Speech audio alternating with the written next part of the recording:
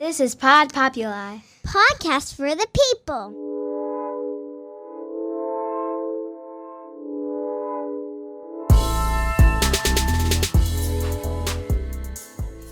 What's going on, everybody? My name is Adam Vora. I am the host here of the Finding Purpose podcast. If any of you haven't seen any of my previous episodes, I recently just had my sister on as a special edition. I encourage you to check that one out. It kind of gives you a more in-depth feel for me and why I was motivated to launch this podcast to begin with. I am super honored today to have Treshanna Eloise here with me. She is a 2024 International Model of the Year. You just recently won. Yes. Additionally, she also runs two businesses, one which is a personal training business and one that makes fitness fun, sexy, and enjoyable and with retreats. Treshanna, it's a pleasure to have you here. Thank you so much. Thank you for, first of all, just like agreeing right off the bat and jumping right in, and just the whole process with you has been just so seamless. And, you know, really, I just love to jump right into it. Yeah, absolutely. You know, like I met you a while ago at our mutual friend Tony Peck's event. Right. I think that was even in the winter, and yes. You know, I just kind of was browsing and I saw all the moves that you've been making lately. And, you know, I was really interested in just hearing your story. So, yeah, I mean, tell my audience like a little bit about yourself, like your earlier days, and we'll go from there.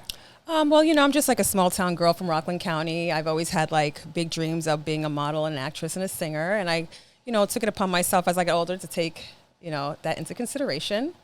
I went to Rampo High School. Woohoo! And I graduated, got my master's, and I did what I had to do. Where'd you go to school? Dominican College. Really? Yes, right in Orangeburg. Okay. Yeah, I absolutely loved that school. I learned so much from the teachers there. And with that, I took forth and created my own business because they were really focused on having your own, not necessarily working for anyone. So I like that about my professors. So you told me you're half Jamaican. Yes. And half Asian. Yes. So tell me what it was like growing up in that kind of environment. I mean, obviously it's two different cultures. I also grew up in a biculture household.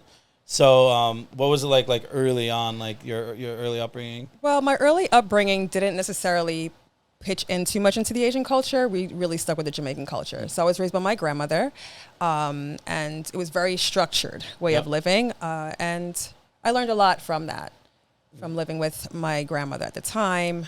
And she pretty much taught me the principles of life. It was a rough upbringing because, you know, in that culture, they don't play any games. She first generation? Yes, definitely. So she doesn't play any games, but it taught me a lot of principles, discipline, the motivation that I need to keep going, not to depend on anybody, work for yourself, and anything that comes extra is the bonus. So I took that, ran with it, and here I am, you know. Nice. Do you have siblings? I do. I love them. They're so fun. I have two older brothers, two younger brothers, one older sister, and one younger sister. So. Oh, wow. So you come from a huge family. A huge family, yeah. What's like the age range between them? My oldest is my brother. How old is Paul now? How old am I? Paul got to be like 55. Wow. Yeah, okay. And the youngest is like 2 years younger than me. Okay. So, yeah. So you're the second youngest. Yeah, I'm like the middle child somewhere in there. I'm the middle one. So the middle one kind of goes off and does her own thing while everybody else, you know? So like your grandma raised like all five of you? No, she only raised me alone. She only raised you alone. Okay. Yeah, nice. So do you still, you said you still have like good relationships with like the rest of your brothers? Yes, are they all do. locally? They're all local around me, yes. My younger brothers are down south. Okay. One's in the military, and he's amazing. My other brother, he's a barber. So, you know, we all kind of do our own thing. Yeah. And make a name for ourselves. And that's what I love about our family, because our parents instilled that in us to be the best we can be and to be leaders. And every single one of us are leaders in what we do. Okay. It's impressive. So your parents, you know, just to get like just some family background, you said, why were you raised by your grandparents, your grandmother? I do believe it was just, at the time, finding sitters, you know, parents coming from a different country, trying to make it work and not being able to, you know, make those ends meet. They usually pass you on to the grandparent while they kind of develop themselves in this country. And then once they get it together, then they come back for their children. Some parents actually send their kids back home, you know? Yeah. But I was able to be fortunate to stay with my grandmother and... Yeah, I think that's like so cool because like me like having, you know, like I had immigrant parents also, but like they removed themselves. Like my mom's extended family was in Philly. My dad's extended family is still in India. He was the only one who came here. So we didn't have that like whole it takes a village mentality because like no one was really around. You know, like when we separated from the family in Philly, and obviously we didn't really have any Indian family here. Like it was really just my parents, and just my sister. And you know, sometimes I wonder, it's like what it would have been like to have that, like, because my dad's family has like he has 6 siblings. You know? And having that big family, it's like I had a big family, but like from a distance, which is very much a different experience than you had. So you went to Dominican college. Yes. And what did you get your master's in business administration. Nice. Yeah. I did nothing with it. I mean, I do have my own business, but I thought I would have been doing something else with it. But I ended up becoming a health coach, you know. Yeah, I mean, you know, that's such an like awesome statement in saying that you did nothing with it, because now, you know, coming from a traditional family with like education, you went through those traditional, you know, educational, you know, rites of passage essentially. How do you feel about that in hindsight? You know, where it's like, all right, like I have this MBA, I'm not using it to really leverage myself, you know, where in a corporate setting as much as I'm really like self-made.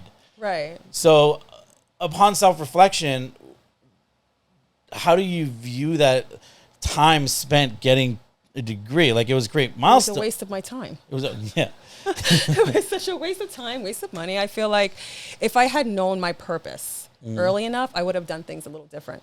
And would have skipped that whole thing. My experience going to college and dorming was one of the best experiences. Like I said, I grew up in a rougher household. I was like pretty much the black sheep.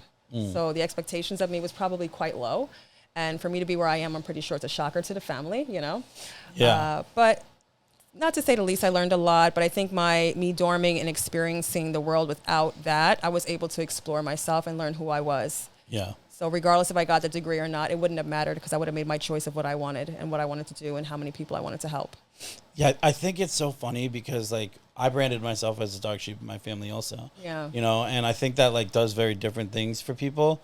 And like our stories are very like starkly contrasted where like you were like you pushed through and you achieved the things you did in regards to education and whatnot, and it like motivated you, whereas for me, for a while there, like that acknowledgement of being that black sheep was very much like me then starting to beat myself up about like, why am I different?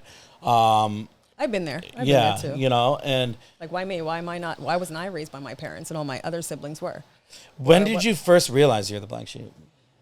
Since I was the one that was taken from my family, that's when I was like, I'm different, or just the treatment was different. Like I wasn't treated as beautiful or as sweet as the other grandchildren were. Really? Facts. Huh. I was treated very different. Like everybody knew, like, Trish, I'll kick your ass over. Like, really? Yeah, I was like the one everybody yelled at because neither one of my parents were there. So it gave people the advantage of taking advantage. Like other kids or like other people in your family or both? Both. Because there's no parents. So, you know, when you do something wrong, everybody wants to yell at you because, you know, that's just how it goes. Yeah, because your story doesn't match what they think it should be. No. Which is so crazy. Yeah, it is. You know, and, you know, like, then you, like, leave, and you mentioned, you know, granted you spent your time there, but that really didn't lead towards you finding your purpose. No, when I was 15, I actually started, I was in a mall one day, and I think it was like one of those, like, Barbizon model people came up to me in a Nanuet Mall when it was open, and was like, you're so beautiful, you should be a model. But I didn't realize how beautiful I was until I was 19 in college. Really? I don't even know who I thought I looked like. But when people are like, you're beautiful, you look like Tyra, you look like this, I'm like, nah. Really? I didn't feel that way from home. Yeah. So it didn't carry over. So either way, I took the chance, and I used to take the bus to the city by myself at 15 and sign things and do modeling, acting on my own without my parents knowing I was going. And I would cut school, go do my modeling, make a little money, come back, say I was working at Burger King. It's so funny because, like, Right? you know, I get it, though, because it's like when you're, like, being told you're something that you're not, like, by, like, some of the people who, like, you looking for encouragement, and then like people like who don't know you see like your potential. Like it's the craziest thing, and that was like super frustrating to me, where people are like, oh, you have so much potential, teachers, blah blah, and I'd be like, well, you don't fucking know me, you know what I Like, mean? how do you know? Like, Right. you know, or like adamantly be, no, I don't, you know, because I like kind of had those self-worth issues where it was kind of like, no, like I'm a fuck up, Yeah. you know, and you know, for a long time, like I labeled myself that way, and you know, like it took that outside recognition to be like, okay, like cool, and then you explored it, which is awesome, and that sent you on a really like awesome journey. Yes. What was that for those early experiences in that world like? Liberty, freedom. Yeah. I felt like I can be myself. I felt like I can show the talents that I had without being judged. It's like you go in there, you say who you are, you give your slate. Hi, I'm Treshanna Eloise, and I'm going to do this. And I said my reels, and I've always made everything that I said I was going to do. Anything that I tried to accomplish, I did, and I did it very well. See, I think that's so ironic that you're saying I was in that space and I didn't feel judged, but in that space there is so much judgment. You know, and like you're standing in front of someone and you're essentially auditioning, and you are that's the whole judged. you're being judged. But they never made in that us moment feel that you didn't way. feel judged. No, you I know? felt like, Trish, if you're gonna go out there and do it to 100, and I would do it, and I would say thank you, and I would get the wow. Really? I would get that all the time. So let's say if I had to pick something for an audition, I picked the most intense, dynamic, side to speak, and I always did quite well. I'm very proud of myself with that. Yeah. I was like 15 doing this on my own, you know. You're not even 18 yet, didn't have like my license, you know. So it's kind of like just picking up and going. Do you think like a little like naivety towards like what the entire world encompassed, and being so young and like not really knowing what you were getting into like allowed you to have that freedom? I think I already knew. Yeah? Yeah, I've had different experiences when I was younger, so I was able to, I know what's what and what's not. Okay. I know what to expect, what's not. I knew when I'm around certain people how to act. I knew when certain things felt dangerous. You know, based on where I came from, I was able to determine what was best for me at an early age. I already knew who I was by 15. Okay. What do you think was like the biggest event in your life where you were like, I need to be an adult? I need to be an adult. You know, you referenced a lot like learning at a younger age and kind of going through some shit when you were younger. If you're comfortable, obviously, Yeah. I'd invite you to kind of share what it was like a little bit. Let's say like when you're young and beautiful and you don't have enough parental protection, it forces you to have to protect yourself from men, or, you know, would you choose the man or the bear? Yeah, predators. Yeah, so I had to deal with that a lot, and I've learned ways to kind of maneuver through the conversations or maneuver through those spaces to keep myself protected, even now. So Yeah. because you just don't know. And I didn't use that to hinder me. I just felt like God was by my side the whole time. And I'd be like, God, you know what we got to do here? Yeah. Keep me safe. And that's what it was. And that's probably the reason why I was with my grandmother, because I was put in positions where I wasn't as protected as a little girl, and there was a lot of grown men around. So Yeah. Did your grandma incorporate the faith component? Was she a faithful woman? she was, but I didn't learn it from her. I kind of had to build that on my own for my own security. Like I had to create my own mask and my own bricks around me to protect myself from her also, because she was very rough, you know, older Jamaican. They have a lot of discipline. And sometimes I feel when you're not their child, the love is not the same compared to how they would others. So based on the relationship her and I had, I didn't feel that that love was transpired the way it should have been. So I built the walls up around everyone to keep myself safe. Do you feel like you still do that? Yes. Okay. Which makes me a really great business owner, because I don't tolerate bullshit. So fair enough. I'm able to see through the... Well, it's funny because like, you know, like I could relate to just like, you know, like my parents, you know, me and my sister found out that we, our parents weren't our biological parents at a pivotal age. And, you know, I very much felt the same way, like kind of that you felt towards your grandmother, where it's like, you know, I'm not really yours. Like, you know, and I was watching how like other kids and their parents interacted. You know, that was the one thing that like I was very attuned to what other to observation. You know, Yeah. like I watched the way people moved. I watched,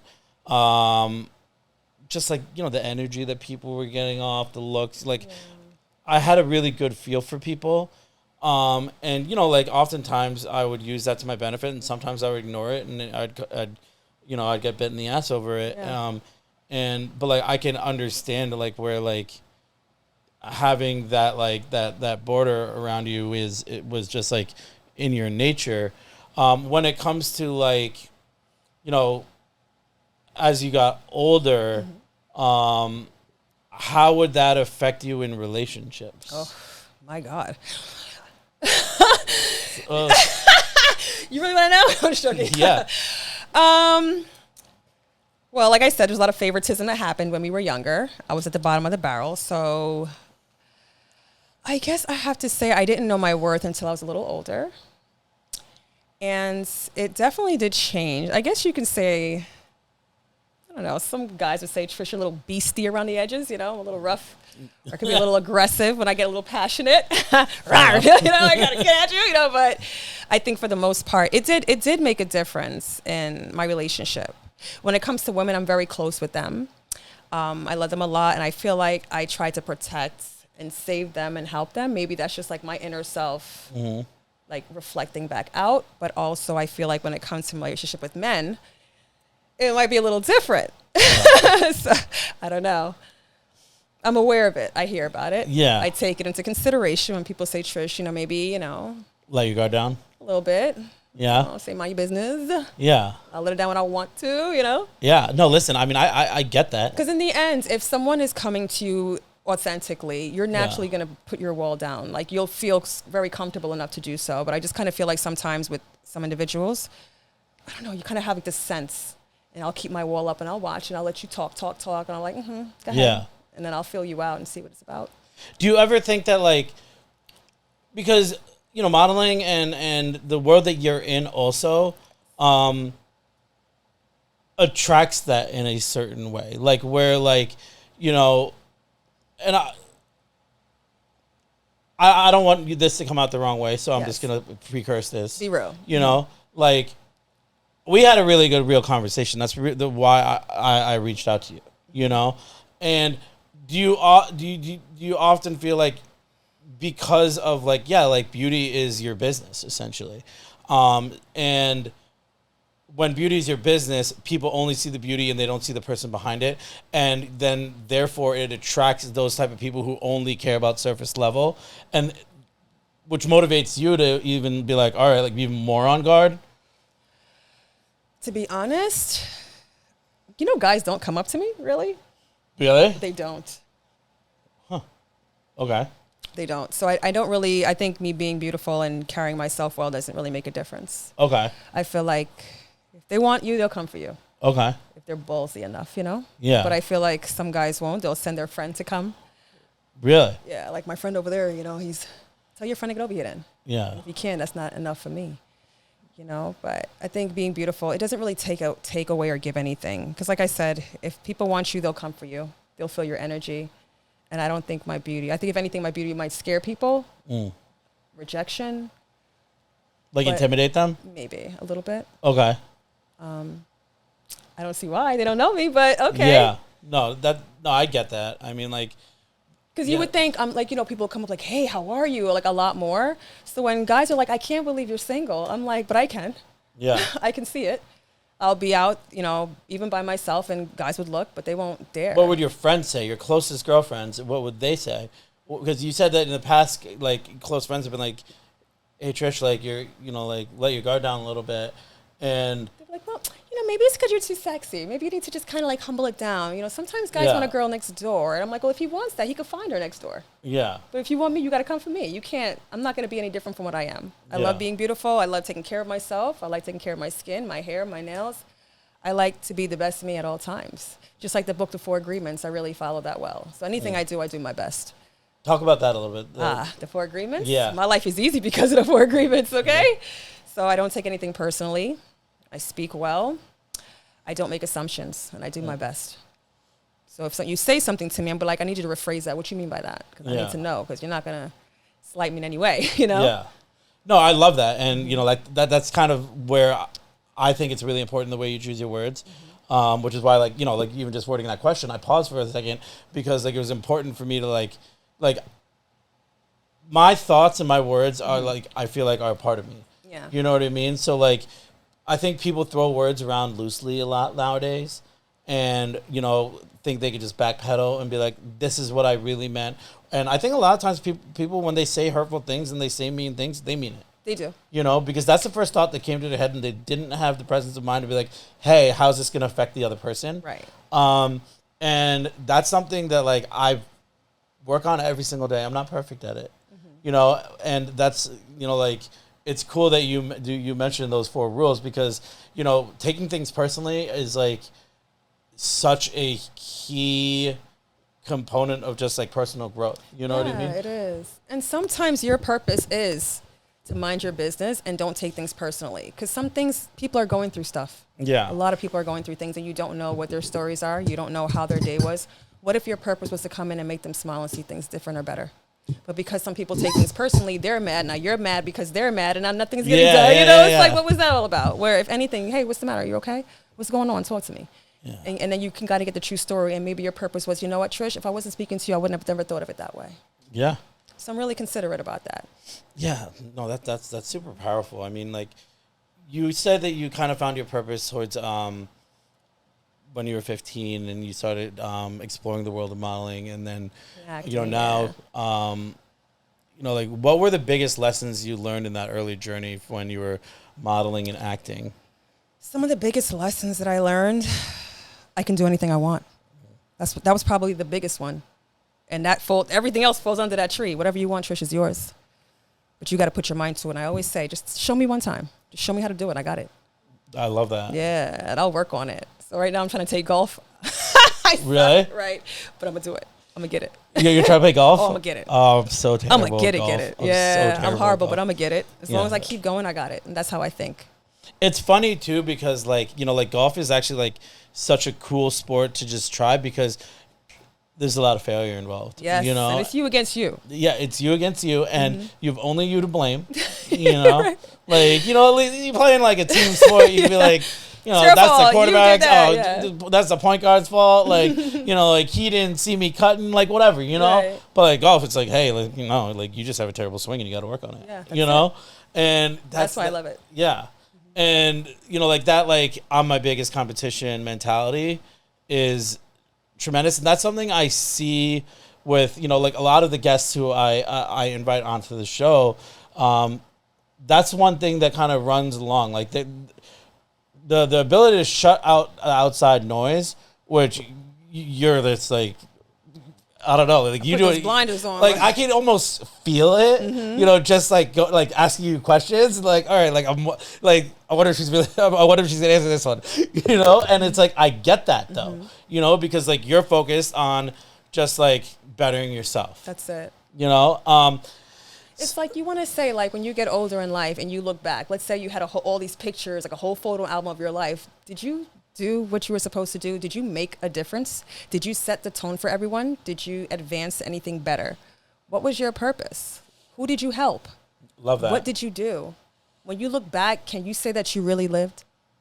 That's what I think about. So my life is like a journey, like different chapters of a book that I expand on. I learn from some things. I get blessed from other things, and I keep going. And I use that to share that with other people. So when people are going through their stories, and I'm a trainer as a health coach, and I'm like, girl, listen, I know what you've been through. I've been there.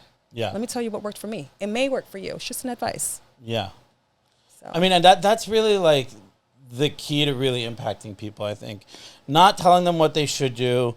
Not like, like sometimes I think people like to just be like, read this, and then they're very fact-based in their like explanation or in their approach to trying to motivate, rather than just talking about their own experience and sharing their journey. I find that to be very impactful when I'm like, listen, like, I may not have experienced exactly what you did, but I was in a similar situation. This is what it was like for me. Exactly.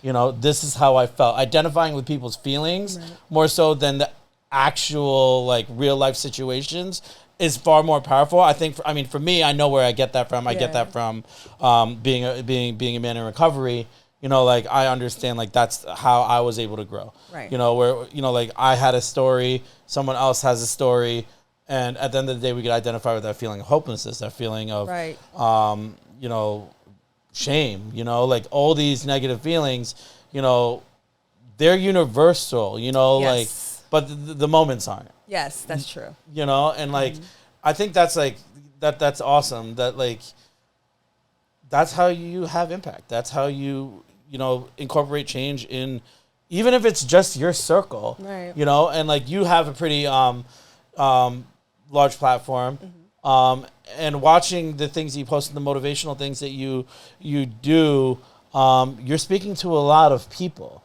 One of the things you said before though was, I have, there's multiple chapters in my story. What was your favorite chapter? My favorite chapter was my son. Oh, that was the best chapter that I've ever had. If it wasn't for my son, I wouldn't have known what life was like, what it is to live, or what would be my why or my purpose. So to me, that was the biggest. How old's your son? He's 17 now. Oh, wow. Okay. He thinks he's my dad right now. It's hilarious. Mommy, it's 10:30. Do you know where your mother is? Remember that commercial? Do you know where your children are? Yeah. So, I think it's really cool. We have like a really cool friendship relationship, and I love that because he tells me a lot of his secrets, and I'm able to guide him through his life. And I think that's something that some parents don't realize that they don't have. They don't have that relationship with their children. It's like they're the parent, you're the child. That's it. Speak when you're spoken to. Then you don't really know who your child is. Yeah. You don't know how to get to them. You don't know, like, sometimes you got to go on their level for them to understand. So I think I kept that open book with my son to come and tell me anything. If you don't want me to judge you, say, Mommy, don't judge me, but I got to tell you something. When you first had your son, what was the thing that, like, because I think I don't have children, so I can't really, like, make judgment. But I think any parent, like, when they have their first child, they almost have this unwritten subconscious list of things that they experience that they wouldn't want their child to experience. Yes, that's a big one. What were some things that from your childhood you never wanted to bring into his? I would never beat my son. I would never demean him. I would never, if he says, Mommy, I want to be an astronaut, I'm going to say, you're going to be the best astronaut.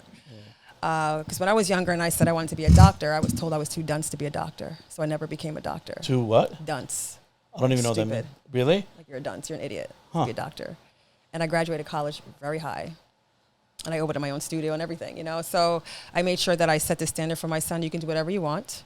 I put him in every activity so he can choose what he wants to do. I wasn't, when we were younger, they tell you, you're going to go do this. No, what do you want to do, son? What makes you happy?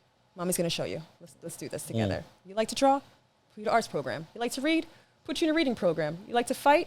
I'll put you in Taekwondo, which I did, and he's almost a black belt. So love that. Yeah, he's very structured, very disciplined, and Yeah, no, I love that. And what are some of the lessons he's taught you? Be patient. My patience still short. I can kind of tell a little bit. Yeah, I'm trying though, but that's one thing. Yeah. But with him, I'm very patient. Like, I'm very whatever, but I'm like, it's a prince. He's great. Yeah. So nice. And, like, if he were to describe you, what would he say? She's wild. Really? Yeah, he would say that. That's so his funny. friends think I'm wild. I'm one of those parents that you can come in a house and she's cool, but don't touch that guitar though, Really? Yeah. That's so funny. Like, it's fun. It's cool because, like, like you've shared a little bit about what your younger years, and now you're on this path of motherhood, and it's just like a whole different world for you. What is your biggest, like motherhood being the biggest, the most valuable chapter of your life? What have you taken from, like, your experiences in business and your experiences in motherhood? Fundamentally, like, how do those paths collide? Like, do you have, I don't really know. We might have to edit this shit out. No, like, basically, like, how do you keep your family? How do you manage your time when it comes to your business? When it comes to, the family life? It was really hard because, like, as a single mom, you wear all the hats. As a business owner, you wear all the hats. Yeah. So I had to literally set out Fridays for Family Friday. So we have every Friday is Family Friday where we have pizza, and it's also my cheat day, So Yeah. I would make sure I do that, and I would make sure if it's not every week, every other week, I'm planning something for my son. So I made sure that was important as if it was a job. Yeah. And if I was going, you're going. Like I never left him behind. Like he was like this with me. So Yeah. he wanted to come. I was like, no, you can come to this one. Really? Yeah, he wanted to be everywhere I am. You want to come here? He wanted to come. Oh, you should have came. I know. He's awesome. Though. I'm like, no, that you would have been great. It's so funny because like he's your best friend. Pretty much. And like I think that's like such a like beautiful like relationship. And I think that it's also like culture-wise, like you said, you're like with the Jamaican culture. How has he embraced it? What's his other half? He's half Trinidad. He's Okay. half Trinidadian, half Jamaican. And when I was raising him growing up, people treated me like I was wrong the way I was raising him because I pretty much let him do whatever he want. If you want to cry and shop, right, go ahead and cry. Yeah. All over the floor. Go ahead, make a mess of yourself. I don't care. I'll be pushing him in a cart. He has his hand out, sweeping all the ketchup, mayonnaise, everything all over the floor. He was so annoying at the time, but I kind of let him do it. I wanted him to get that out, and I let him be himself. And in our culture, it's like kids need to stay kids. Kids don't talk back to to adults. Yeah. Kids need to stay in their place. Like mind your business. Yeah. Because then now he's an adult. He's liberated. He can speak to me. He's on an honor roll, principals list. Yeah. Yeah, he's very, very acclimated. Well, it's funny because, that just opens up like a whole Pandora's box when it comes to parenting and modern parenting, and, like I also was very much like old country mentality. My dad was Indian, like Indians are strict. Yeah. If I listened to everything my parents had advised, honestly, like they're probably right. I probably would be a doctor right now. Yeah. But, like I think also like when I see folks have such strict parameters for their kids, a lot of them rebel. Yes, you lose them. You lose them, and like you having those candid conversations with your son is that generation would totally be like, what are you doing? Right. Like you have your life, he has your life. He needs to fear you. Yeah. Parenting by fear more so than just like. And that's how I was raised, parent by fear. And I parent my son by love with the same principles, just no punishment. And it makes such a difference. And you see how they flourish. Yeah. Like, mommy, I got a new girlfriend. Like, he's telling me private business. I'm like, oh, that's a lot. But, I'm doing that a lot right now. But the fact that he's so comfortable to share these things, nothing beats that. Yeah. Does he, see his cousins? And, Oh, yeah. Yeah. He just got a car. He can't even stay home now. Oh, really? Yeah, he thinks he's a man. He got dreads. He thinks he's a man right now. Really? I trained him, so he's buff, got dreads, That's so funny. Really fast in track in school. Won the Really? top. Yeah. Oh, no. So What high school does he go to? North Rockland. North Rockland. So right now he thinks he's a Morris Chestnut of North Rockland. And he'll say that, I'm like the Morris Chestnut of North Rockland. Hey, whatever makes you happy, son. Right? You got it. Right? Do it, That's bro. what works. Good for him. Yeah. So let's talk a little bit about the fitness coaching. Yes. I'm a big component. I train 6 times a week. I mix it up a little bit. I'm not nearly as shredded as you or probably your son. But, I also understand different movements, but I understand also the mind, body, and spirit kind of component where it's all of that. And I see a lot of that where on your social media where you do incorporate meditation, you do incorporate abstract movements. When you first got into the fitness world, was it hand in hand with the modeling and acting, or was it just kind of a pivot? It was kind of like a mix because I was doing modeling first because I started at 15. And I went to this gym one day and I met a coach there and he was like, you're so beautiful. You have the physique. You should do bodybuilding. That's how it started before I was even a trainer. And I was like, I don't follow nobody. I ain't going to tell me to do. I don't do well with direction. I like to do my own thing. And then he's like, just try a show. And I tried the show and I won 2nd place in my first show for WBFF. Okay. And next thing you know, what was that like? I don't even know if I knew what it was. I think I was just going. I was just on autopilot at the time. It was a new experience. And I'm like, you know what? Fuck it. Let's just try it. And I tried it and I loved it. So for the people who don't know, can you kind of just walk us through what like the training was like for that, man. and the mental toll it takes. Because I've spoken to a couple, but I'd love to hear your experience. Well, the training part was easy. Like I can work out all day. I get a lot of life from working out, and I feel very strong about it. But I think it was more of the diet that was really like annoying to me. Like eating the same thing every day with no flavor. You know, you don't even get fat. So I was very cranky, and when I'm cranky, I'm a monster. And it's like, shut the fuck. You know, I was doing all that to everybody. I don't want to hear your mouth. Like, and I felt like I just wasn't myself. But I won. And once I have my eye on a prize, my focus is so strong that I can't really listen and tolerate other nonsense, you know? And I feel like with the bodybuilding world at the beginning, it was, the diet was the most hardest part, staying focused, keeping that regimen. I had to carry my food in these containers, eating it cold sometimes. How's your sleep? My sleep was okay. I did okay with my sleeping. But I have to say it was just the food, if anything. I'm pretty good with staying committed and disciplined. I'm very disciplined and keeping. How long is the runway for until the event? Like when did you start training and when did you?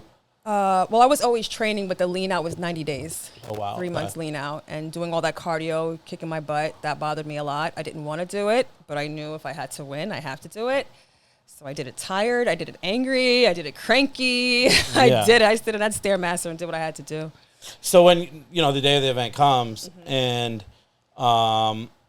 what's that moment? What are those moments like when you're competing? It was fun. Like, I've had such great experiences behind the stage. A lot of the women back there were very friendly. Everybody's sharing. You know, when you go to the bathroom, some of the girls taught me how to pee in a cup, like a funnel cup, so you don't get the pee on your tan, and then you see the pee, you know. Really? I learned a lot backstage on how to. That's wild. Yeah. The little snack and cookies you get to eat it back was such a treat. But it was very lovely. I would get like the little butterflies, but once I hit that stage, boy, I don't know who I turned into, but I'm taking that that trophy home. I mean, it's like like you're an athlete. I mean, like that you're there to perform. Right.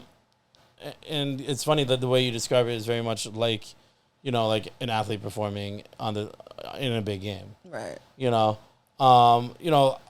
obviously like that's, you know, you won. When you were winning, like what goes through your head in that moment? I knew I won. And I would tell the girls, you know I won, right? Really? Good luck winning. So you talk shit? I talk shit. That's so funny. I talk shit. That's so funny. So like, damn. I'm like, you gonna win? Okay. And they would just probably be like, oh. And they're just standing there like, I don't think they're expecting me to say that. Because it comes off so like, I don't know. It comes off. It comes off. No, it comes off. Yeah, no, totally. And like, and but I mean, that's like the my confidence. poses. I mean, like that's just the confidence that you bring into that room where, like that's like, honestly, like the mental component where it's like, where's your confidence at? That's where it is. I think I would break their confidence before they hit the stage. And I almost felt like I was taking their energy. Yeah, but that mirrors your approach to when you were auditioning back when you were 15. Yeah, same thing. And you walked into those rooms and I'm like, this is you mine. picked the hardest thing and you did what you had to do and you were like, all right, and then you left, you know? And it, like, you know, that's something that isn't learned. No, but I always felt like I had God with me, and I think that's what it was. I always felt like I wasn't by myself. Like I always felt like there was a presence with me, and it would say, that's yours. You wouldn't be here if it wasn't for you. Talk a little bit about that. Talk about like God and like his role in your life and when God is 100% there in my life. Like I wouldn't have made it without God at all. Not through the childhood beatings, not through the bullying school, not through the just being alone and having to be a single mom by myself. I felt like when I go through those struggles, whether I'm happy about it or not, I always gave thanks to God. Like you could have been in a different position. Like I had such a crazy like couple of years that just passed. I'll tell you about that. But without God, I wouldn't have made it. Even just to sustain the energy I have or just to keep my positive countenance. Yeah, I wouldn't have had that without God. And it's almost like I feel like people take God like an outside thing. No, I feel like God is like here. Like you could just feel like this, I don't know, it's like a light that just kind of comes out. So even when I come out on the stage, like when I won International Model of the Year, I was like, this is mine. And I went out there and I was like, God, show him how it's done. That's what I said. God, show him how it's done. And it's awesome. Like he like moved through me and it just came out. And no, I love that. Because, yeah. I mean, like, were there moments in your life when you questioned God? Never. Never. Never. Okay. I just be like, I don't question God, but I'm like, what do you want from me? Like, what's the purpose here? Like, what do you want me to see? What do you want me to learn? That would be the question. Like, what am I learning from this? Because this is painful. Yeah. No, Yeah. Or, what is it? What is my purpose here? Like, there's a reason why this happened. Show me. That's powerful. I mean, because like in my story, like there were moments where like, I don't know if I turned my back on God. If I really wanted to talk about it, where like like when my mom passed away, like I turned my back on God. Like I was like, where where are you? And I was like, but now it's like I kind of understand. Someone once told me, he was like, God doesn't need to raise his voice when he's sitting right next to you. And never. If you stay quiet enough, you'll hear it. But that was such a powerful thing to say. Yeah. Like he never left. No. You stopped talking to him, and now. Yeah. My relationship with God is very different, where it's a relationship. Mm-hmm. You know what I mean? I talk to God regularly, and I treat it like any other relationship. Yes. You feed that relationship the way you feed any human relationship, and it flourishes. It flourishes, and it never leaves you. Yes. It's the one relationship you actually do have Forever, a your whole relative life. fair amount of control over. Yeah. It's really what you put into it, as opposed to like people are unpredictable. Right. And I do love how like you talked how you shared how like it was him. Like I give him all the credit, and how you even asked for him when you were on that stage was pretty cool. Like God, you gotta do this. This is yours right here. So, I felt like I had went through like a rough patch. Let's talk about it. Let's talk about it. You said the last couple of years. Listen, let me tell you. So, I won competitions, I won awards, and I felt like with modeling, it was really great. I enjoyed it. I loved meeting people. I met celebrities. I was at the parties. I did all that, but I felt like it wasn't gratifying enough, and I felt like I wasn't living in my purpose. I kind of felt selfish. I'm not even going to lie. Like, it was all about me, me, me. Oh, you're so gorgeous. I know. Like, I was there. And I was like, I need to, like, help people. So when women would come up to me like, oh, my gosh, you look so great. The first client I had, I got her to lose maybe like 35, 40 pounds in 3 months. And she came up to me and said, my husband says that I remind him of when we were like teenagers and he can't keep his hands off me. And now it's like our relationship has now turned over better. And ever since then, I never forgot she said that. Like, wow, I actually changed her whole life and her family's life just from that. They ended up walking together, working out together. So from that moment, I ended up becoming the health coach that I always wanted to be, and took seminars and did all types of things to learn more. And once it came to a certain point where I got enough, I decided to open my own gym. And at the same time, I had met someone who had nothing to offer me. Except he had nothing to offer me. And I didn't look at it that way. And as much times people told me, hey, Trish, take a look at what you're doing. You should find something that's equally yoked for you. What attracted to him initially? You know how some men use your children? Oh, they're so good with your kids. And then you're looking like, he looks like a great father figure. I am looking for a relationship. I do kind of want to be more balanced and steady. And well, I personally don't, but I know that's how I felt at the time, So I kind of took him up. But at the time, the person didn't have much to offer me. But I felt like, you know what? You got 2 arms, 2 legs. You're a gentleman. You can kind of figure this out. I can just, if I made it this far, I can just kind of show you what I know, and you leverage up. And it didn't happen that way. I felt like the more powerful I got, I opened up my own gym, doing retreats, doing different things. The person I was with was sabotaging the relationships around me. He wasn't adding value to your at all. Yeah. And it got really sloppy. And COVID hit. And I wasn't able to recognize this until COVID. Once COVID hit, I realized financially I was 100% of taking care of everything. And I just realized the relationship was very controlling. More than I wanted to, and the connects that I had were no longer my phone, and family and friends who I was close with were no longer close to me, and I'm like, something is off. And from there, it was a rough relationship. Yeah. I don't back down, so it wasn't a one-way thing. You talk to me a certain way, I'm gonna come 2 times fold. Yeah. I'm gonna use my tongue and get you, right? So, yeah. So it didn't make it any better. But then, once that happened, I ended up getting divorced. At the same time, I ended up losing my gym. Okay. And at the same time, I was also getting an eviction due to COVID. So now I had all these things happening to me, and I had a son. So I lost the gym, and I'm training people outside, and the partner I was with wasn't really helping. He stayed home. And I had to end that too. Like, there's nothing here. And once that happened, I got the notice that I was being evicted, and I had 3 days to get out, and they will not penalize me for the past due balances during COVID. So those 3 days, me and my family got my stuff out, put it in storage, and I was homeless for about 2 months. Okay. With my son in my car, my 2 dogs and a cat.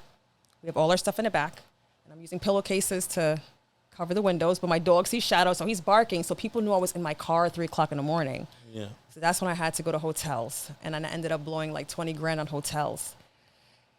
Once I got out the hotel, I ended up finding an apartment. The same day I moved into my apartment, my appendix burst.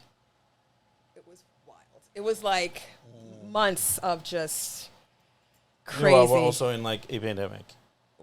This is like during that whole thing. So Yeah. now this happens, and I'm hospitalized, right? But this was how God works. So, when I was younger, they had diagnosed me with having fibroids. I think most African-American young ladies have that as well. Okay. And they asked me to remove them. And I'm like, well, it's not bothering me. It's not affecting me. So I'm going to keep it. I might shrink them a bit, but I'm going to keep them. I go into the hospital in so much pain. And I'm like, I think it's my appendix. They're like, no, you need to go see your guy. No, it's that. And I'm like, it's not. I know my body. And what saved my life from dying septically from the appendix was the fibroid shifted and blocked that appendix from bursting. So it was slowly leaking, and they were able to catch it in time. It saved my life. That's crazy. And it was like back-to-back stuff. It was just, at that point, I didn't question God, but I'm like, I said to my mother when I was in the hospital, and my son was 15 at the time, I said, Mom, if I die today, I'm okay. Because I did my part in the community. I kept my truth. I didn't backstab anyone or hurt anyone. I helped as many people as I can help without anything in return. More than half the things I would never tell what I did for people. I don't count on my hands what I do for others. I did the best that I can do for my son, and I shared love to the world. So if God said today, this is time, I did what I had to do. The end. And that would be the end of my story. That's crazy. Yeah, I was very accepting of it. But I was like grateful that I'm grateful I was alive, and I'm grateful that I had a son. Like I looked at all the grateful things that I had. I'm like, Trish, you lived a lot in such a short period of time, and you created this for yourself. It was like you had parents that guided you, or you said, you know what, you want to be a model? Go. You want to be an actress? Go. You want to be on One Life to Live? Go. You want to do this or that? Just fly. And my friends used to call me Jenny from Forrest Gump. Jenny. They used to call me Jenny because I was always running. But how much of that early life hardship go into the way that you were able to process what happened during COVID to you, in a sense where this isn't that bad, I've been through worse? I think it was almost parallel. Okay. I think my childhood trauma came around secondfold. Like almost like if you didn't learn it earlier, we're going to try this again in a different way for you to learn it. Like the relationships that I had with my father, or the relationships based on that alone is pretty much what's the cause of my relationship with men now. Like it's almost having me reflect on that to that, from that to that. And it was a hard reset. Yeah. My mother didn't raise me and didn't take care of me, but then when my appendix burst, she was the one that was there changing my diapers, feeding me. So it's like things came around like second. You think it almost like also like offered her like a way to like kind of Opportunity. redeem herself? Yes. So, and like, that day I was did God ask kind her. of Yeah. Being like, here, Mom, you have another chance now. Yes. And that's the time I asked her, Mom, why did you give me away in that bed? This is what I'm trying to get Yeah. at. So like the cool thing is like that was the first year you used the word trauma. Yeah. And like I never like try to like bully people or push people and like brand what they've gone through and whatnot. But like it's cool how we're having this full circle moment where you acknowledge it as trauma and be like, okay, now that I'm going through this, like that trauma prepared me for this. Yeah. And kind of gave, like you said, we just said, like gave your mom that opportunity. Like it's now your turn to step up. Right. And she's always been there. I Yeah. have to say one thing about my mother. She was always there and always on time. Any event I've done, modeling, whether she liked me bending over on these stages, doing bikini competitions, she was there. That's my daughter. She did not care. She may not have liked it, but she always supported me. And I did ask her, those questions. And she was like, I never gave you away. You were taken. I would have never, And it made me look at her even different, like, because I'm a mother too. So it made me look at it like you're put in a position where people make you feel a way and pretty much change the trajectory of your life. Somebody taking your child from you and how that may feel, you know? It's so funny that you say that because, like, one of the things that I had to do in order to really come to terms with my relationship with my parents and is understand that they did the best they could with the information they had at the time. Yeah. You know, and, you know, like, that's something that I feel like a lot of people who have trauma that pertains to the way their parents made decisions struggle to wrap their head around, where it's like, if I was in their shoes with the same circumstances at the same moment, what would I have done? Right. And I could promise you that, like, the body of work that my parents presented throughout my entire life, every decision they made was in my best interest. Yeah. So even those tough decisions they made that I may have been resentful for, angry for, or blame them for, it's not, they made the best decision they could that would be in my best interest. Right. You know, and that took a long time. I think it took maturity and growth and working on myself first to really acknowledge that that's the parenting game. You know, like, there might be decisions down the road that you might be like, maybe I shouldn't have made that decision with my son. You know what I mean? Right. You don't know how things are going to play out. Just like, you know, your mother didn't also, and now it's like, oh, okay, like, now I understand where you're coming from, Mom. You know, I think that's like beautiful. Yeah, she's so sweet and loving. Like, she's my number one cheerleader supporter. Like, I told her I was coming here. She's like, good luck. How are you getting down there? You know, she's so cute, you know. That's so like, cute. I love her so much. So I always big her up. But yeah, I learned a lot. If I was even put in that position, I would have fought, I think, for mine. Yeah. I would have fought for mine. I think it's a different time too, you know. Different opportunities. Yes, different opportunities. You know? I was born in the 80s, so of course it may have been harder. Yeah. Where now it's different, you can get more opportunities, and which is why I think I was able to kind of figure out my life with my son as a single mom. I was able to work it out. Like, okay, Trish, you want to have this much money? What are you going to do to get there? You don't have time to cry, little girl. Get your ass up, figure it out, cry later. That's how I always thought. Like, don't worry about all that. Stop. Tears don't bring nothing. Figure it out. And that's how I've always been. That's so, like a Kobe thing, too. Like, Kobe's like, we rest later. Yeah, we'll worry about that later. Yeah. But right now, what you got to do, that's what's important. So like, that everything that happened during COVID, how do you bounce back from that? Oof, that was a hard bounce back, man. That was a hard bounce back. Because, like, during COVID, I didn't even get the PPP loan. I didn't even qualify for it. So I was really out there hustling and bustling, training people outside my gym, you know, going to people's homes and training them with 2 masks on my face. It was, like, very, very hard and difficult. But I kind of found a way. I think it was just a little bit more difficult because during the time COVID hit and I lost the gym, I lost the marriage and the house and my health around the same time. It was just so, I couldn't even comprehend what was going on. It was like massive. I always say bad things come in threes. For you, like, it came in fives. It came in so much. And when these were happening, they wouldn't even let my son come into the hospital. Like, they weren't allowing people to come in. So I didn't even get to see my son. It wasn't until they thought I was going to actually pass away, they said, let him come. It's so funny because, like, my bottom, like, I lost a job. My pancreas was going to explode. Oh, wow. And I got that. And I told the car and ended up getting a DUI. You know, so, like, all those 3 things kind of happened towards the end of my my drinking. And that was my bottom. And, you know, like, now I look at it as, like, God had to hard reset me. You know what I mean? Like, that was a hard reset imposed by God. Boom, this is what's going on. Right. Now it's your choice to kind of, like, deal with how you want to do it.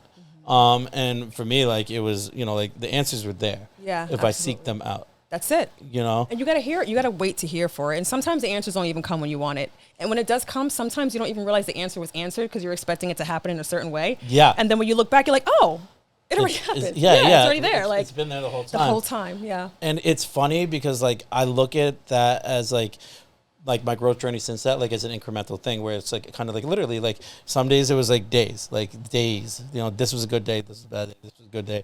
The good days would stack. You know, the good days would turn to good weeks. The good weeks would turn to good months. And it's funny because now it's like I see people and it's almost like the way they talk to me, it's almost like I'm a child again where, you know, like when you see a kid, like you see a relative, like your nephew, right? You see him at Thanksgiving and then maybe you see him, you know, next spring. Yeah. And you're like, oh my God, you grew up so much. And for me, it's like, I don't even notice that, like, I'm growing as opposed to, like, people who see me periodically and they're like, oh my God, like, you're totally different, you know, like, It's like you're your own self. You know, you're you. So yeah. Incremental growth, you don't like detect that well, and so like, and it makes me feel good when I see like people and they're like, oh man, like, dude, you've come a long way, and I'm like, you know, first I was like, that's kind of like a backhanded like, that's kind of like a backhand. Come a long way. Where was I? Yeah. What you are you trying to say? Like, fuck you, you know, but, Right. Like, at the end of the day, I understand that because that's how growth is. It's like even incremental growth, like when you just keep stacking those lessons and you stack. Just building, you know? And I was always like one of the like, I need everything now. This needs to happen overnight to me. Yeah. And it never does that way, you know? So, you know, like I can relate to that where it's like, all right, like my, you know, God handed me that hard reset and the bounce back. Yes. The bounce back is always the best part. Yeah. Because then you can reflect on certain things and you learn from it. Like, experiences that I went through, I'm like, you know what, because it happened, I kind of know things and I'll do it a little different this time. You know, I think me meeting my ex-husband was very important for me to learn and grow from that based on how I treated, I guess, men or my expectations of them, my patience with them. I'm bad. I'm bad. So, you know, because if I say I want something, I want it. If I say I'm going to do something, I do it. I really try my best to stick to my word. Yeah. Like, if I can't, I'll be like, listen, I'm going to try to do what I can do if I can't. But if I say I'm going to do it, I'm going to do it. Yeah. Because I grew up, all you have is your name or your bond. So if you tell me you're going to do something, my expectation is you're going to do it. And if you don't, motherfucker, I'm coming. Yeah. So it's like, don't play with that one, you know? Oh, that's fucking great. So like, now here you are. We're about 3 years off of COVID. How happy are you with, you know, like where you are since that? I'm going to call it a bottom. And where do you see, what are the goals that you have set for yourself for the future? I have so many goals. Like I just kind of switch up. I kind of blow with the winds and I'm open to different things. So I'll be around different people and get different experiences. And I'm like, you know what? If I wasn't exposed to that, I wouldn't have known to want that. Like I have to be exposed to things. So I guess coming from the bottom and coming back up, I feel like a bird. Like I can fly. Like I've been through things. Yeah. I can say I've lived. Like how would you know how sunny the sun is if you don't rain? You know? So I went through the rain and now the rainbow and the sunshine is out and I can really be free and liberated and learn from past experiences and make better choices. And now it's like I have my business that I'm working on and different things that are starting to flourish. And I just had an extra sexy pink party, which I also gave my story there. And we do like fun things for women and teach them about health, beauty, wellness, and how to, you know, take things in, internalize them and make them come out beautiful. That's awesome. And it's so funny that you say that because, like, one of the things for me, it's like, you know, where I once considered myself a black sheep, and this is another full circle moment, black sheep have the best stories. Yes, we do. You know what I'm saying? And like, it's all about understanding the power behind your story and you know, leveraging it to your potential. That's the thing that I've been learning. Like, there's value in our stories. Right, because black sheep, we have a lot of resilience. Yeah. We do. And so what we want, we're going to go get it because who else is going to do it, right? Yeah. And nothing was really handed to us. Ever.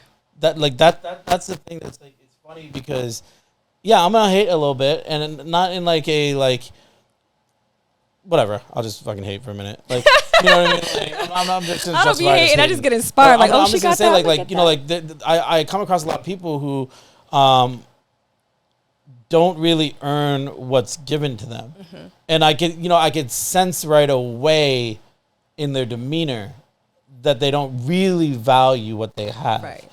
And that's fine because, you know, at the end of the day, like I was in that position too, where I cut corners and, you know, I didn't do things the right way. And I realized the temporary value in those things. Right. But the things that I actually earn, it's like, all right, like I'll do anything to make sure that no one, you know, crosses certain boundaries in that sense. Right. So I'm way more protective of them and I value them. Yes. So it's funny because, you know, like that's what this whole podcast is really about. Finding folks who have just experienced life in their unique way and charted their own path. Right. I really just want to pivot and just talk about like, what does purpose mean to you? Purpose means to me like having the discipline to like have a reality of what you want for yourself and for others. Like, why are you here? What is your driving force? Like, what are you here to do that can help others without having anything in return? So I feel like my purpose was to help other individuals find themselves, their true self, their most authentic self, because you can really get caught up in this world. And if I base my life on how I was brought up and the experience that I experienced, not being, growing up in love, then I could have been a whole nother person. But I'm like, Trish, if you do better, you can make someone else better. If you've learned from that and you hear somebody with a story and they can't dig themselves out that shit, you put your hand down and you pull them out and you help them wipe it off. Because some people expect that when you're in stuff, girl, all you got to do is get yourself out of it. Girl, just pick yourself up. It's not that easy. Sometimes you might need someone to put their hand in there, take you out and help you wipe that shit off. Because if not, you're just going to be re-wiping that shit right back on yourself, you know? So I felt like my purpose was to really just show other people how it is to be their best self. Yeah. And, I think the coolest example of that was when you were talking about that woman who's like my marriage is better, and I think like sometimes like personal training and like that world gets such a weird stigma because improving your body isn't just about aesthetics. And like what it does for people's confidence, what it does for relationships. Frankly, like, people take me more seriously if I'm in better shape because they see that like you have a disciplined part of your life. That's right. You're capable of being disciplined, and it's a visual thing. They don't need to ask questions. They could just see it. It's a visual way of displaying discipline.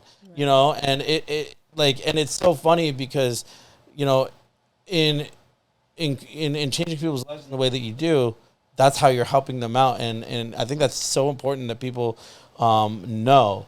I want to hear one other story about like one of your clients that really moved you.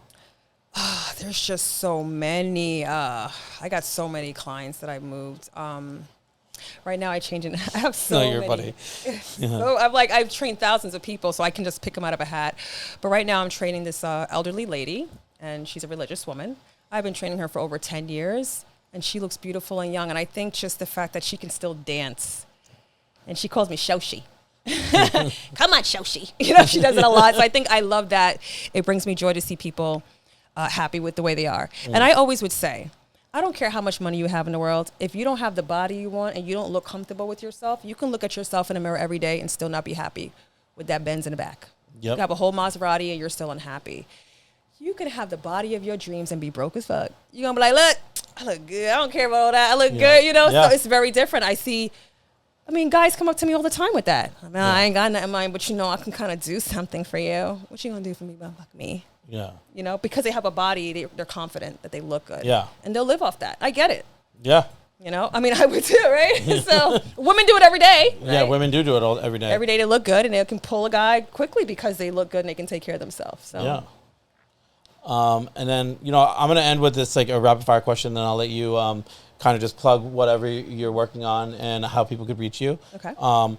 But what advice, we've talked about it, but like 3 things you would tell someone who's on the journey of finding purpose to incorporate in their daily life?